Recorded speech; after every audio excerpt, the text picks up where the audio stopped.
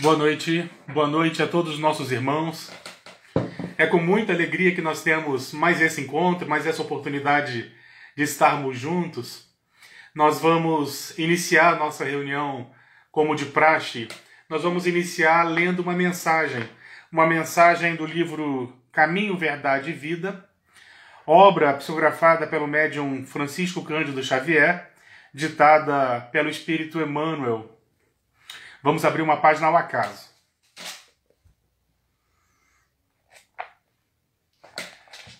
Item 97. Amas o bastante?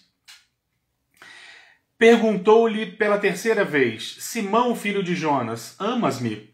Isso está no Evangelho de João, capítulo 21, versículo 17.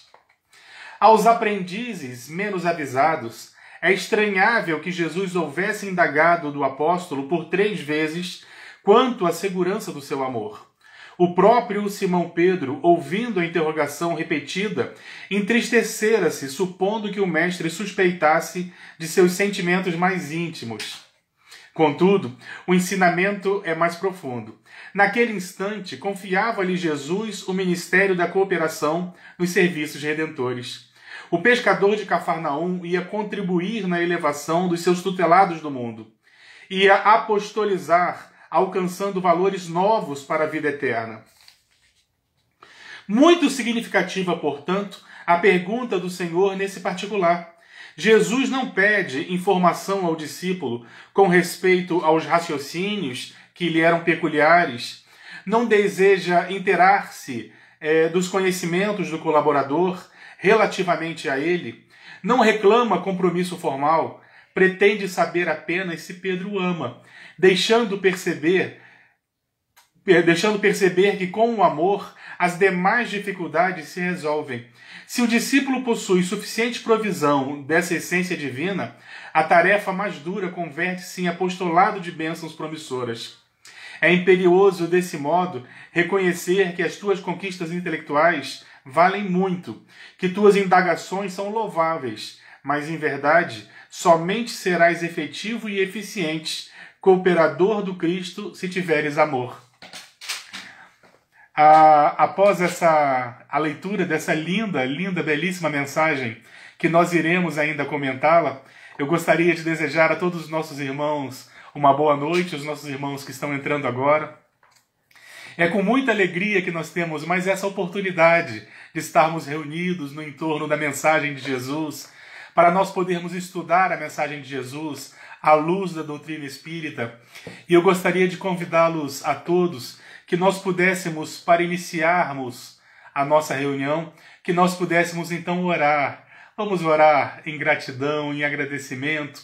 Vamos pedir a Jesus que interceda por nós. Eu gostaria de convidá-los a todos que nós busquemos nesses instantes um pouco de aquietação, que nós possamos silenciar um pouco as vozes de nossas almas, nos desligando do mundo à nossa volta, para que nós possamos conversar com os amigos espirituais.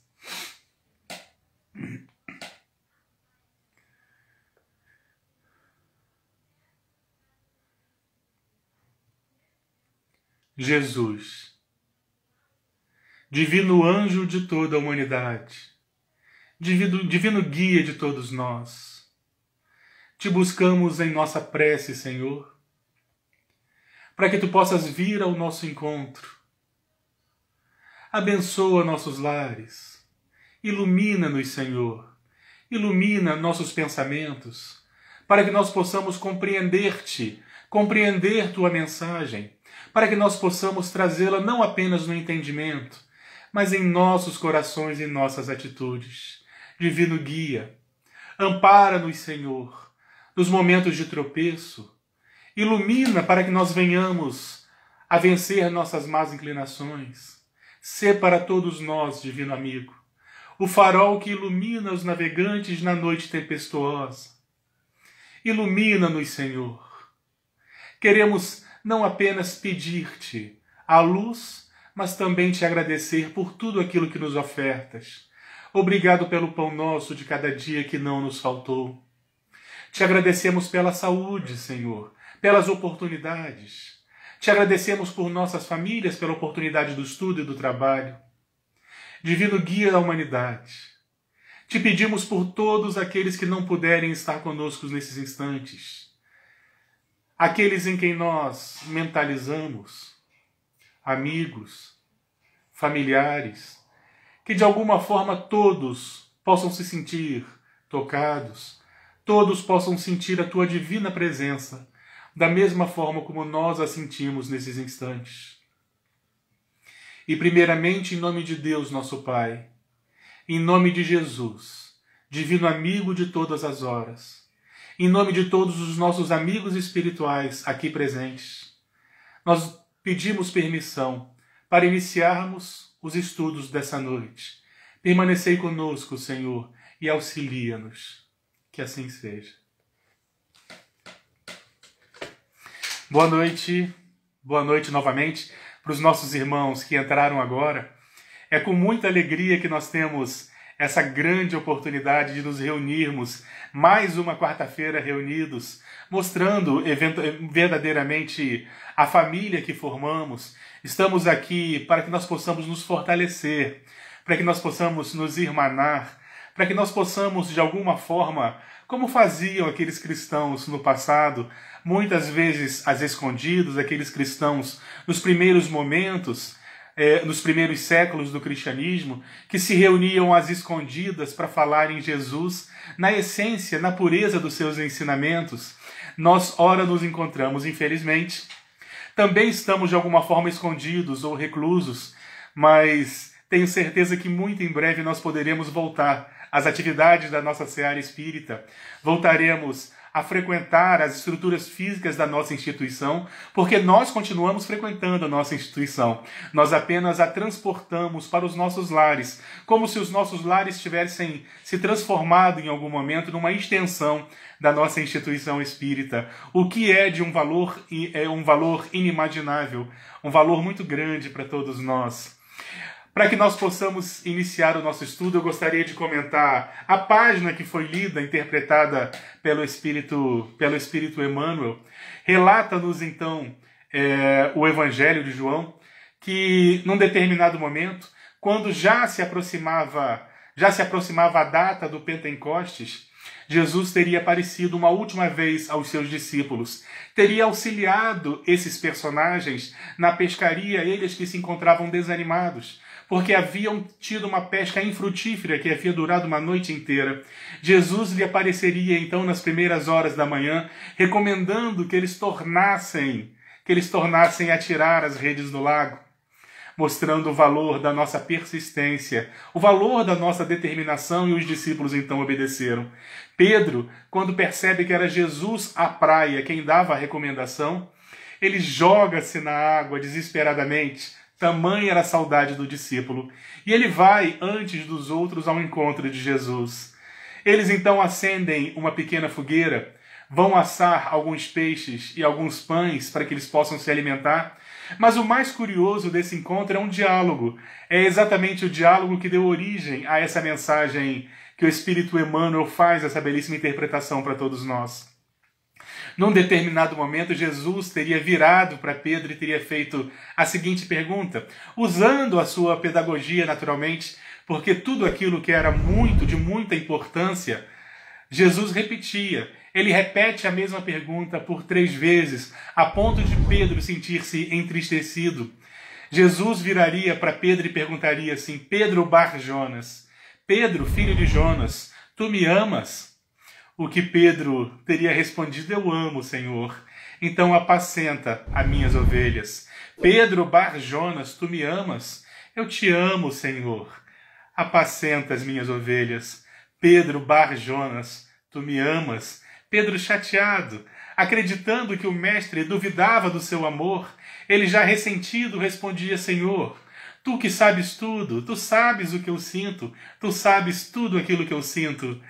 Todo o amor que tenho, que trago no peito, o que Jesus teria completado, apacenta as minhas ovelhas. A missão do discípulo era apacentar as ovelhas.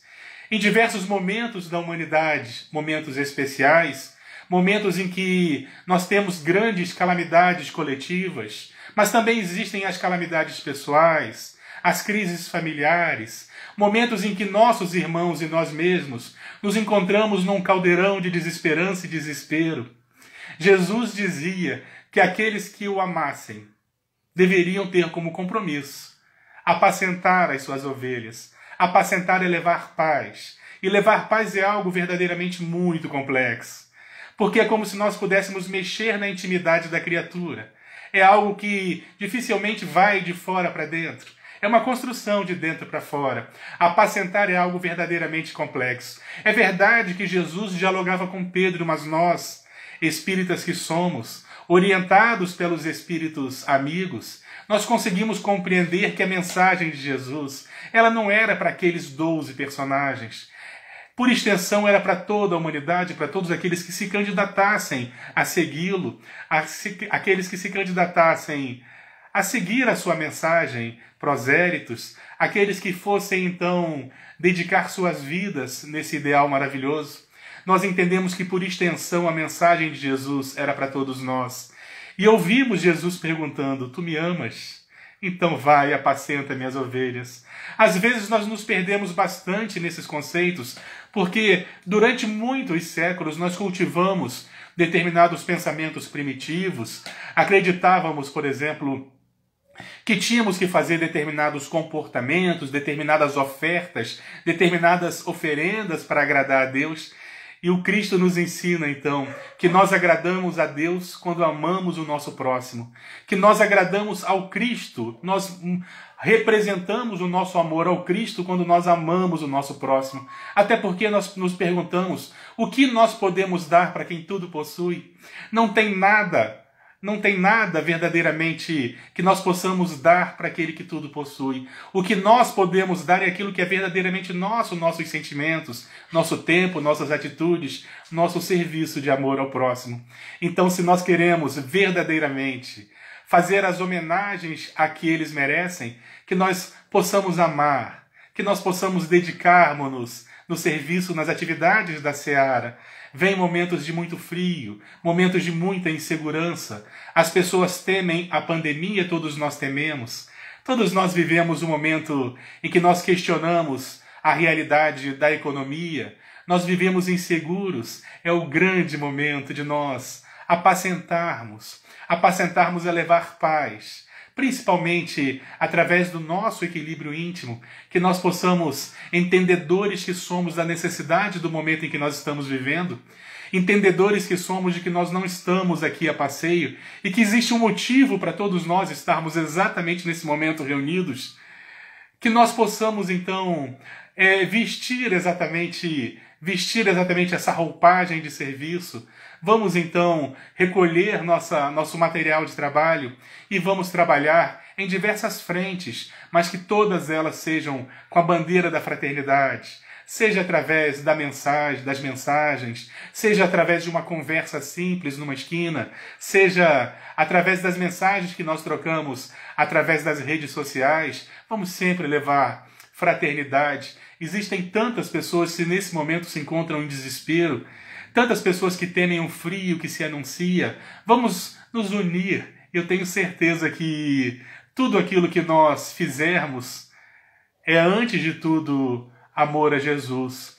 E para que nós possamos entender melhor, eu gostaria de começar o nosso estudo relembrando uma crônica. Diz que Allan Kardec, enquanto ele estava reunindo, reunindo ainda as páginas que dariam origem ao Livro dos Espíritos, ele estava organizando as suas ideias, organizando as perguntas que ele faria aos Espíritos, organizando outras perguntas. Quando ele soube de uma história muito curiosa, ele soube que Lutero havia tido um sonho, e o sonho de Lutero lhe proporcionou escrever sobre o paraíso. Segundo Allan Kardec soube, Lutero havia sonhado com o paraíso e com todas as belezas celestiais que ele mesmo escreveu. O paraíso seria, segundo Lutero, um local que ele teria visitado, onde nós teríamos lá os perfumes, onde nós teríamos lá as belezas mais sublimes, onde nós teríamos lá os sons mais angélicos. Allan Kardec teria ficado tão impressionado ao saber desse sonho de Lutero, que naquele mesmo dia, quando ele ia descansar, após um dia exaustivo de trabalho, onde ele estava lá selecionando as mensagens que dariam origem ao Livro dos Espíritos, relata-nos essa crônica que Kardec teria dormido. E nesse sono, ele teve um sonho. Nesse sonho, então, ele desperta para o mundo espiritual, ele teria despertado para o mundo espiritual, onde um amigo espiritual o aguardava. Esse amigo espiritual lhe estendia a mão, e os dois iriam, então, viajar pelo universo. Eles iriam viajar para algumas regiões do mundo espiritual. Estranhamente e diferente do que nós imaginávamos, esse amigo espiritual ele começa a conduzir Kardec em regiões pantanosas, em regiões nebulosas, em regiões obscuras, regiões de sombras, onde ele começa a ouvir gargalhadas de loucuras, ele começa a ouvir prantos, choro, ranger de dente, desespero e dor, até que ele chega numa região muito profunda, onde ali se avolumavam centenas, talvez dezenas, centenas de pessoas em profundo sofrimento, onde ele ouvia apenas grunhidos, onde ele ouvia apenas desespero. E quando ele olhava aquela paisagem terrível, ele então começava a pensar quem seriam aqueles personagens mergulhados em profunda dor. Ele então pergunta ao amigo espiritual que o conduzia: quem são essas pessoas que estão mergulhadas em profunda dor, envoltas em tanta sombra? Quem são essas personagens? E o amigo espiritual então lhe pergunta: não os reconhece? Não consigo reconhecê-los, mas será que não seriam eles aqueles personagens que crucificaram Jesus? Não seriam aqueles personagens que puseram Jesus na cruz? Aqueles personagens que escarneceram daquele que era todo amor? Será que não são esses? O que o amigo espiritual teria respondido: não são esses. Aqueles personagens não sabiam o que estavam fazendo. Eram seres que, assim como nós já o fomos, eram seres que estavam ainda na infância espiritual. Não sabiam o que estavam fazendo, tanto é que tão logo Jesus se desprende da matéria, ele mesmo vai ao socorro desses personagens. Seriam então imperadores, os antigos imperadores romanos, o que o amigo espiritual teria respondido: é bem verdade que Tibério, Calígula foram personagens extremamente maus, extremamente cruentos, personagens que entraram para a história exatamente pela capacidade, da quantidade de maldade que eles conseguiam produzir, mas a verdade é que nenhum deles conhecia a verdade. Eram todos espíritos que permaneciam na infância. Eram personagens que foram logo conduzidos às reencarnações, para que eles pudessem expiar o mal que estavam fazendo. Muitos, inclusive, já tiveram a oportunidade de lograr a iluminação necessária. Quem são esses personagens, então? Seriam eles os antigos bárbaros? A figura de Aníbal? A figura de Gengis Khan? Quem seriam esses personagens tão cruéis que se encontram mergulhados em tanta dor, em tanto sofrimento? O que o amigo espiritual teria dito também: não são esses. Não são esses porque esses personagens, nenhum deles sabia o que deveria ser feito. Agiam por instinto. Eram seres animalizados, mas todos eles, sem exceção, todos eles já tiveram novas oportunidades. Expiam o mal que fizeram. Através das inúmeras oportunidades e dos inúmeros recomeços, eles já se encontram em condições nem melhores do que Allan Kardec teria pensado então. Quem são? Será que são aqueles primeiros perseguidores do cristianismo, dos cristãos primitivos, que os atiravam nas arenas entre os leões? E antes que Allan Kardec pudesse fazer essa pergunta ao amigo espiritual, como se o amigo espiritual já o tivesse escutado, ele logo respondeu também: não. Esses personagens todos não sabiam o que estavam fazendo. Se não sabiam, a sua responsabilidade era menor, naturalmente. Todos eles já tiveram novas oportunidades e já se encontram nas rodas das oportunidades. para que possam, através dos recomeços, para que possam rever suas atitudes, para que possam, então, ter oportunidades, porque as oportunidades são garantidas a todos sem exceção. Kardec, então, insiste, mas quem são essas pessoas com tanto sofrimento, que há tanto tempo estão mergulhadas nessas regiões de sombra, de dor, de gargalhadas de loucura?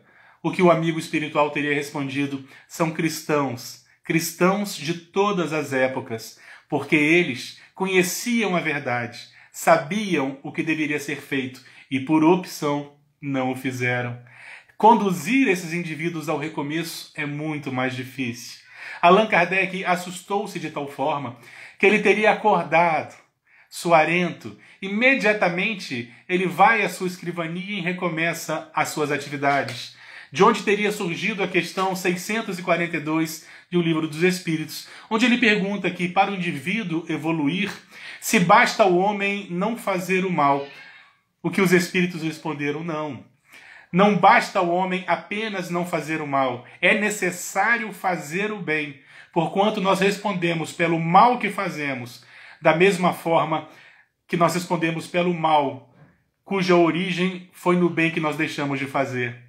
Meus irmãos, o fato de nós conhecermos as mensagens do Evangelho, de nós conhecermos a necessidade do amor, de nós conhecermos a lei do amor, não nos faculta vantagens. Estamos todos nós aqui para trabalharmos, para o trabalho, para erguermos as mangas, que nós saibamos transformar em atitude todo o conhecimento que nós recebemos. A hora é agora. Somos todos convocados ao serviço. Quando nós olhamos à nossa volta, nós encontramos tantos irmãos em desespero, tantos irmãos em dificuldade. É para todos nós um convite, para que nós tenhamos oportunidade de aplicar aquilo que aprendemos. Se nós não temos condições de um auxílio diretamente pela realidade que nós estamos vivendo, que nós possamos orar, que nós possamos escutar, que nós possamos de alguma forma sermos criativos na hora de servir, mas o importante é relembrarmos do pedido solícito de Jesus por 3 vezes. Apacenta minhas ovelhas.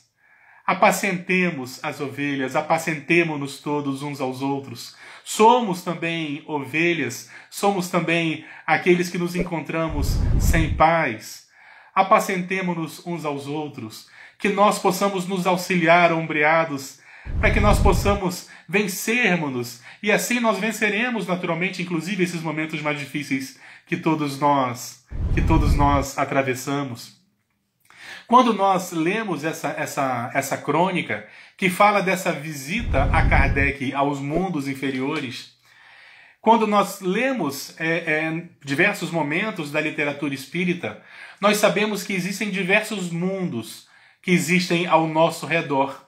E o acesso a esses mundos, a essas moradas, o acesso a essas regiões que nós espíritas aprendemos a chamar de colônias espirituais, o acesso a essa região ele é completamente relacionado à nossa capacidade, às vibrações que nós emitimos, que nós emanamos. Quando nós conseguimos vibrar, sintonizando-nos com o mais alto, é natural que nós consigamos alçar determinadas moradas, determinados céus, determinadas regiões do mundo espiritual mais sublimes. Mas quando nós vibramos verdadeiramente o rancor, o remorso, a vingança, existem essas regiões que nós chamamos de regiões inferiores, o que os espíritos nos corrigem dizendo que inferior ou superior é tudo muito relativo.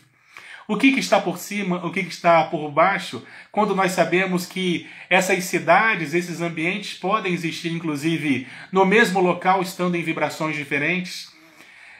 De forma que, o que são essas regiões que circundam o nosso planeta?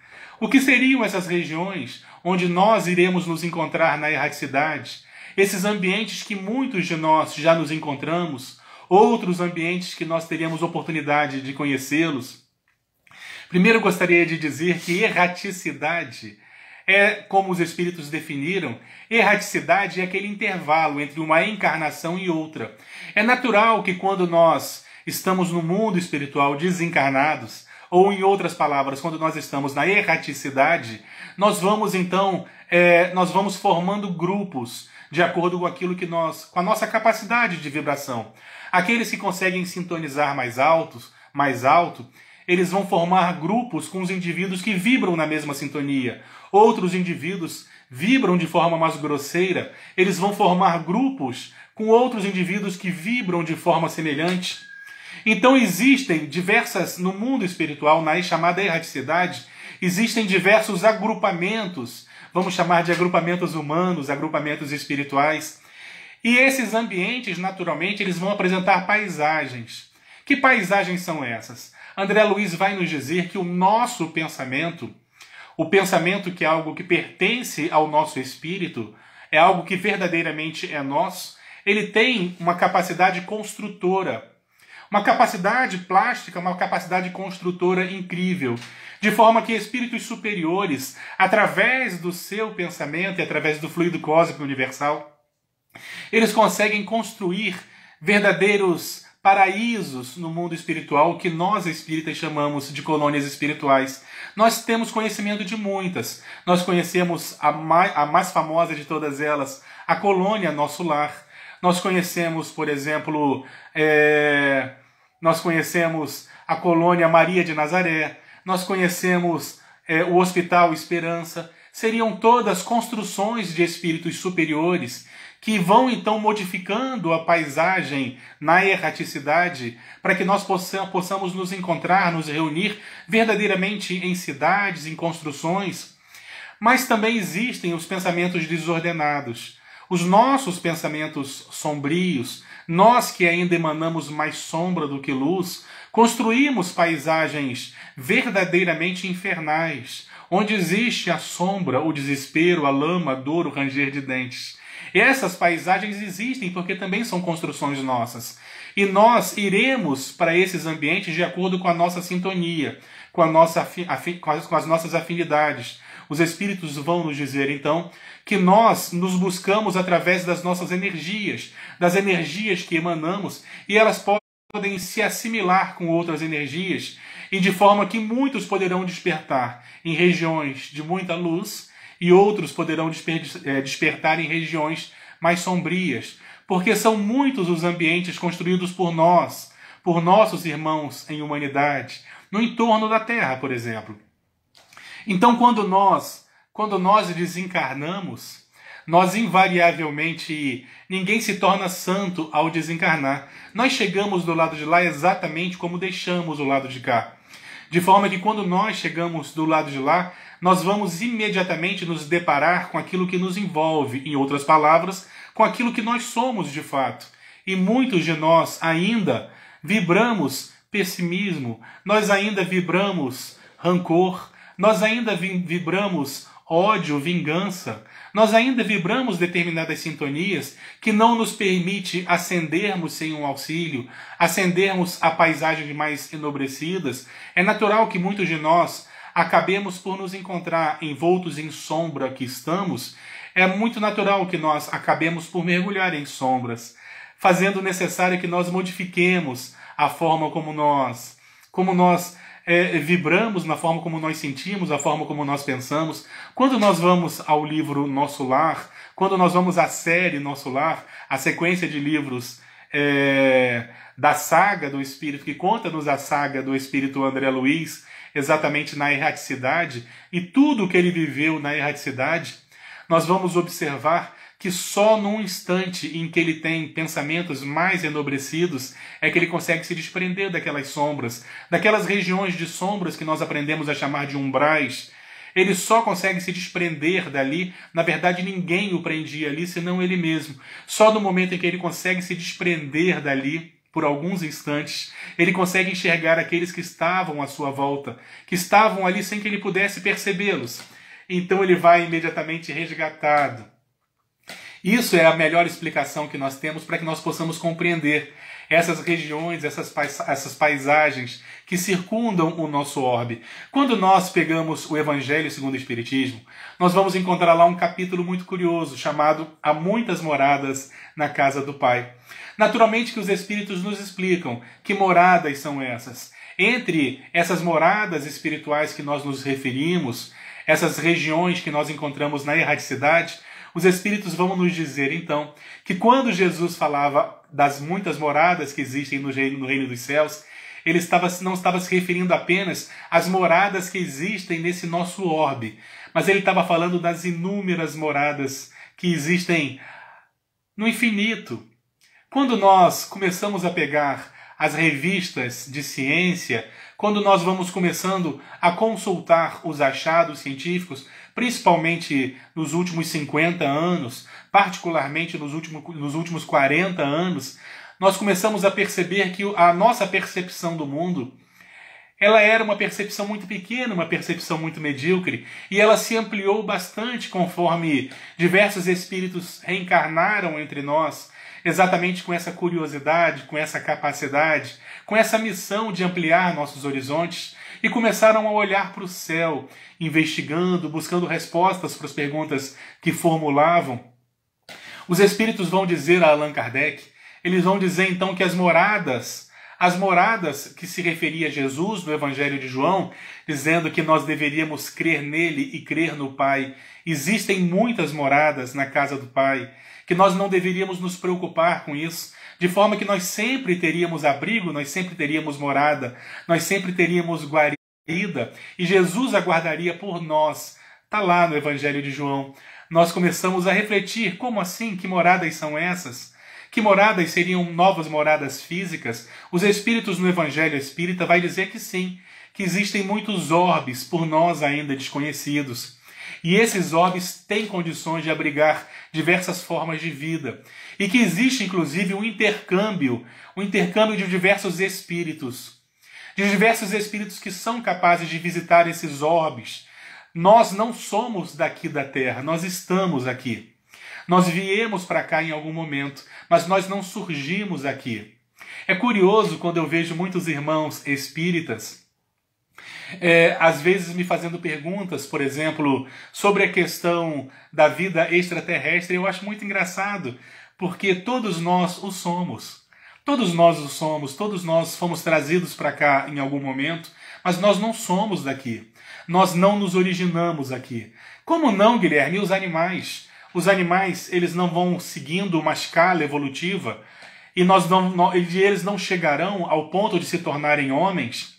Não é bem assim. Segundo nos explicam os espíritos, em especial Emmanuel, os animais, nossos irmãos, desde o mais simples dos animais ao mais complexo, eles vão, através também das suas experiências, das suas encarnações, eles vão experimentando diversas vidas aqui, mas num determinado momento, eles atingem um determinado momento na sua evolução em que eles são conduzidos para novos mundos. Por mais próximos de nós que os animais sejam, existe ainda uma distância muito grande, e quem escreve isso é o próprio Kardec. Existe uma distância muito grande entre nós e os animais. Então, quando os animais, mesmo aqueles mais próximos de nós, ou que nós interpretamos como sendo os animais mais próximos de nós gostamos muito dos animais como chimpanzés, como cães domésticos, animais domesticados, que apresentam inteligência e representam algum sentimento. Nós gostamos muito de imaginar que eles reencarnarão pessoas em algum momento, e não é assim como nós pensamos. O que os espíritos nos ensinam é que eles, num determinado momento, viajarão para outros orbes, até que cheguem ao estágio hominal, como nós nos encontramos, e poderão reencarnar aqui novamente ou em outros mundos. Então os animais, eles progridem, existe todo um fluxo migratório entre os mundos, esses mundos habitados. Reparem, não é migração de personagens na sua estrutura física, é migração de almas. As almas viajam pelo espaço. Naturalmente que devem existir leis para que elas obedeçam. Naturalmente que quando nós falamos, nós não estamos falando das leis que regem a nossa física, porque nós estamos falando da migração de espíritos. Então os espíritos vão nos dizer que os animais, eles vão para outros mundos. Eles vão para outros mundos e continuam o seu processo evolutivo, até o momento que chegam ao estado que nós estamos, um estado hominal. E nessa corrida que todos nós travamos, que vai do átomo ao arcanjo, que segundo os espíritos nos dizem, nós ainda estamos mais próximos do começo do que do fim, ou seja, nós somos muito mais animalizados do que anjos, daqui nós partiremos também para outros mundos em determinado momento. Em outras palavras, nós nos matriculamos nesse educandário e viemos para cá.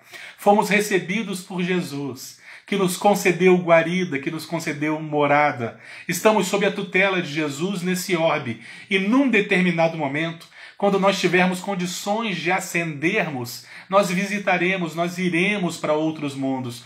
Mas muitos poderão estar se perguntando que mundos são esses que não são conhecidos? Onde eles estão? Porque nós olhamos para o espaço e o que nós encontramos no espaço é o vazio. O que nós encontramos no espaço até esse momento é a ausência de vida. Como assim? Ah, meus irmãos, na década de 80, houve um pesquisador chamado Carl Sagan, que ele queria muito, muito mesmo investigar a possibilidade de vida de outros mundos. Acreditava ele numa teoria chamada panspermia cósmica, onde ele defendia a ideia que aqui no nosso planeta mesmo, os primeiros seres viventes, mesmo que simples, unicelulares, eles teriam vindo na forma de esporos de outros planetas, mas é uma discussão que nós não faremos nesse momento, até porque nós não conhecemos as respostas. Mas Carl Sagan, então, ele liderou uma série de investigações, científicas olhando para o espaço, e em determinado momento diversos telescópios em áreas desérticas foram construídos para se olhar o espaço. E esses telescópios então começaram a tentar contabilizar quantas estrelas existem, tentaram contabilizar quantas estrelas existem na nossa Via Láctea. E eles foram então chegando aos números de 100 bilhões de estrelas. 100 bilhões de estrelas apenas na nossa Via Láctea. É um número assustadoramente grande. Acontece que a tecnologia desses instrumentos foi se melhorando. Chegamos aos anos 90, aposentaram esses telescópios e mandaram sondas espaciais. Agora nós investigaríamos o espaço, não daqui da Terra, mas nós investigaríamos o espaço através de bólides espaciais que estariam o tempo todo nos mandando informações e imagens daquilo que elas encontravam, inclusive, de fora da Via Láctea. Surpreendentemente, meus irmãos, as primeiras informações que nós recebemos é que na nossa Via Láctea não existem apenas 100 bilhões de estrelas como nós imaginávamos. Existe de 200 a 400 bilhões de estrelas. Acontece que a nossa Via Láctea é uma galáxia, entre outras 200 bilhões. Se cada uma dessas galáxias tiver entre 200 e 400 bilhões de outras estrelas, nós teríamos que multiplicar 200 bilhões vezes 400 bilhões e nós teríamos uma noção por baixo de quantas estrelas já foram observadas à nossa volta. Se você para pensar que cada uma dessas estrelas tem diversos planetas orbitando ao seu redor, nós começamos a compreender as inúmeras, as infinitas possibilidades de mundos habitados à nossa volta. Por mais que nós não tenhamos condições de enxergá-los, é natural que existam, porque senão, como diz Carl Sagan, seria assustador imaginar o espaço como um imenso vazio. Tudo isso que nós compreendemos, tudo isso que nós conseguimos ver, é um grão de areia numa imensa praia. Imaginemos o quanto nós desconhecemos. Então os Espíritos vão nos dizer que quando Jesus falava há muitas moradas na casa do Pai, ele se referia a esses mundos todos. Nesse fluxo que existe de espíritos entre esses mundos, nós mesmos fomos trazidos para cá em algum momento. E no momento que nós tivermos condições de nos desprender, de nos desmaterializarmos, de vencermos, nós daqui partiremos para mundos mais felizes, mais em sintonia com aquilo que nós vibramos, com aquilo que nós emitimos. E outros espíritos chegarão, porque não é estático. O tempo todo existem, segundo os espíritos nos informam, esse intenso fluxo de personagens para que nós todos possamos progredir.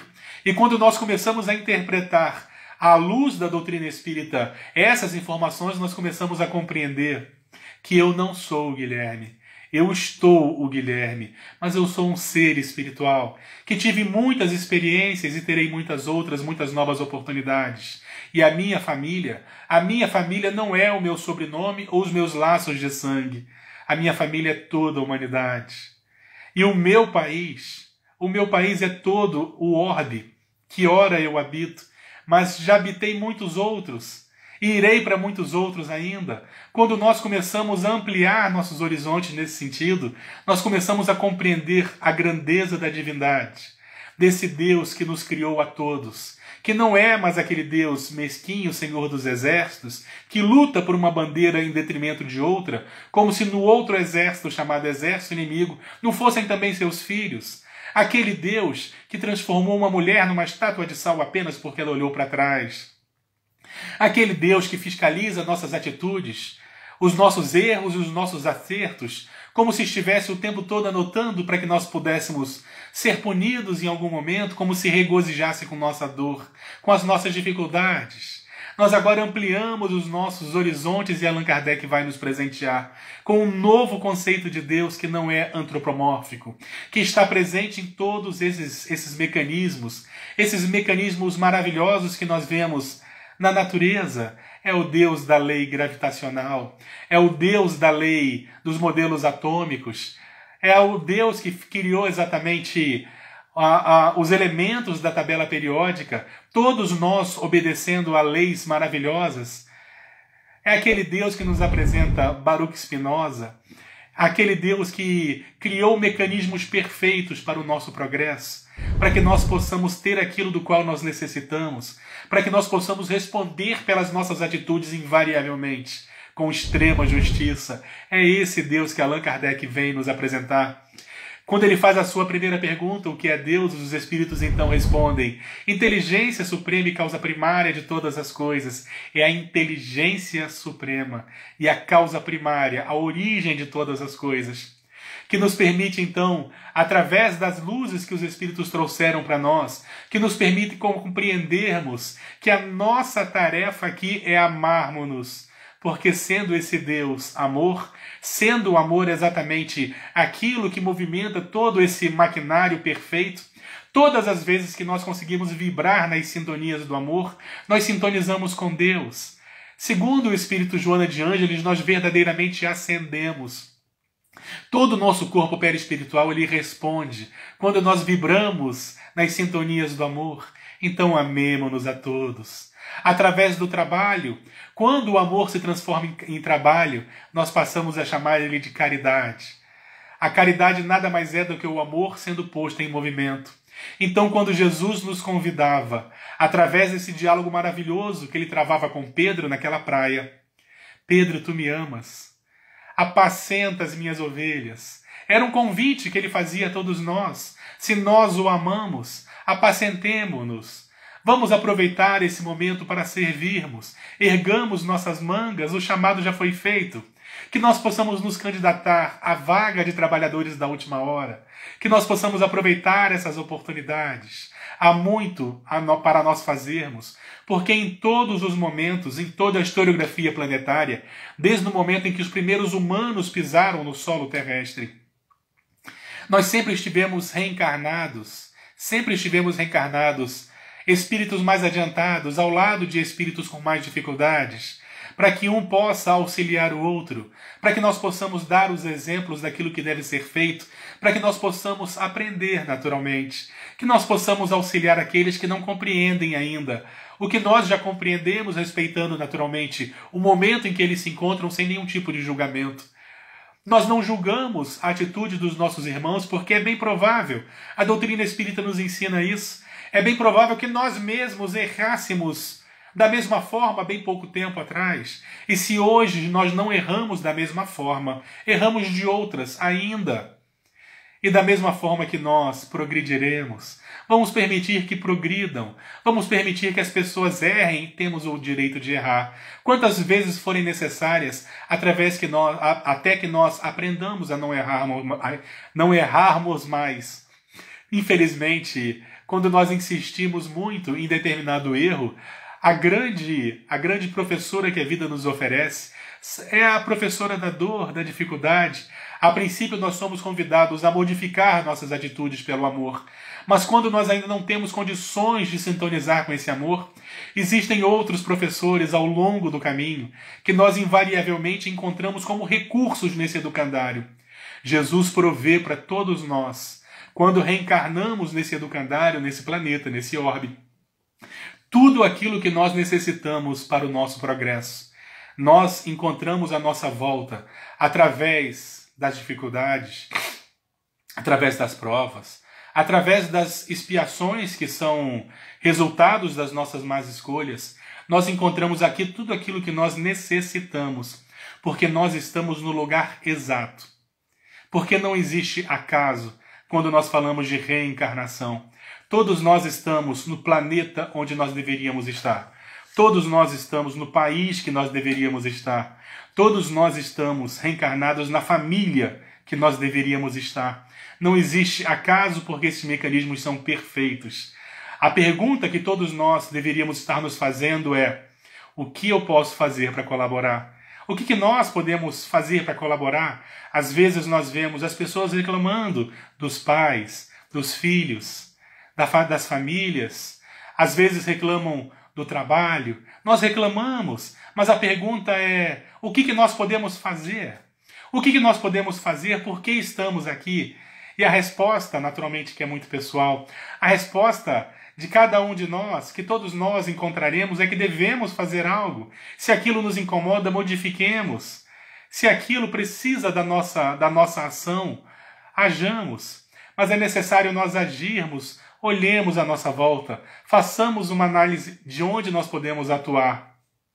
E eu tenho certeza, meus irmãos, que muito em breve, todos nós poderemos estar novamente reunidos nas atividades da nossa seara espírita, onde eu tenho certeza que todos nós teremos muitas histórias para nós contarmos, que todos nós poderemos relembrar essas lições maravilhosas, poderíamos, ombreados, olhos nos olhos, poderíamos relembrar as lições de Jesus, relembrar de Jesus nos ensinando que existem muitas moradas na casa do Pai, e se não fosse assim, Ele não nos diria, para que nós não nos preocupássemos porque existem muitas moradas na casa do Pai. Durante muito tempo, nós, aqui no planeta Terra, tivemos muito medo de uma hecatombe, de um desastre, já que países estavam se armando com armamentos nucleares, bombas que eram capazes de explodir o nosso planeta, 2 ou 3 delas. Se explodissem simultaneamente, explodiriam o nosso planeta.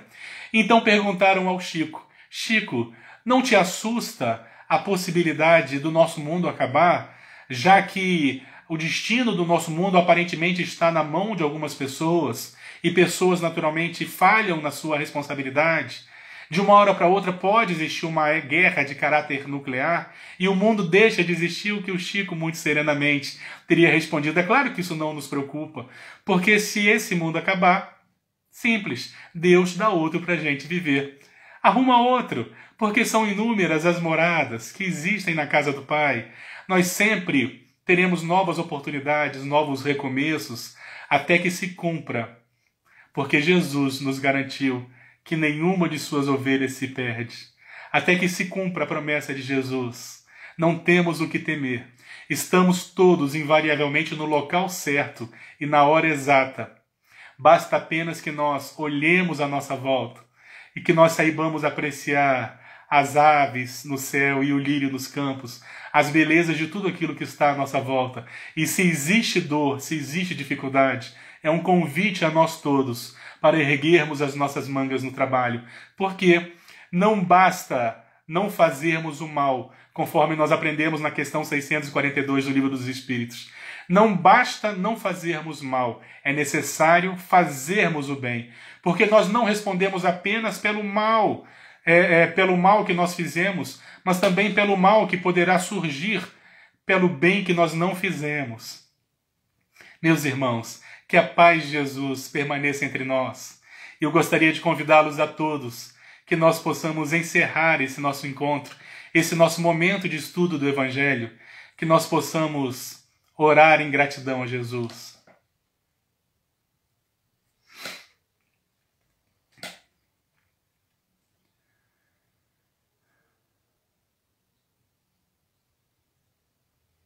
Jesus, divino amigo de todas as horas, mais uma vez, Senhor, nos reunimos em prece para lhe agradecer Agradecer por esses instantes, pela presença dos nossos amigos espirituais, mas eternos pedintes que somos da Tua misericórdia, Senhor, nós gostaríamos de Te pedir por todos aqueles que sofrem nesses instantes, sofrem por um motivo qualquer de dor, aqueles em quem nós mentalizamos nesses instantes, que não podem estar conosco, nossos amigos, nossos familiares, aqueles que se encontram nos leitos hospitalares, os ansiosos, os desesperançosos, aqueles que se encontram assaltados pela depressão. Senhor Jesus, ampara todos esses nossos irmãos. Auxilia-nos, Senhor. Auxilia aqueles que se encontram nos leitos hospitalares, aqueles que desencarnam, Senhor, muitas vezes desconhecendo as realidades do mundo espiritual. Auxilia, Senhor, os odiosos, os rancorosos, os perseguidores, os vingativos. Auxilia todos esses irmãos, enfermos que se encontram. Que a Tua luz possa, de alguma forma, acalentá-los e despertá-los nesses instantes. Primeiramente, em nome de Deus, nosso Pai, em Teu nome, Jesus, e de todos os nossos amigos espirituais aqui conosco, nós possamos encerrar esses instantes de meditação e prece. Obrigado por tudo, Senhor. Boa noite, todos os nossos irmãos.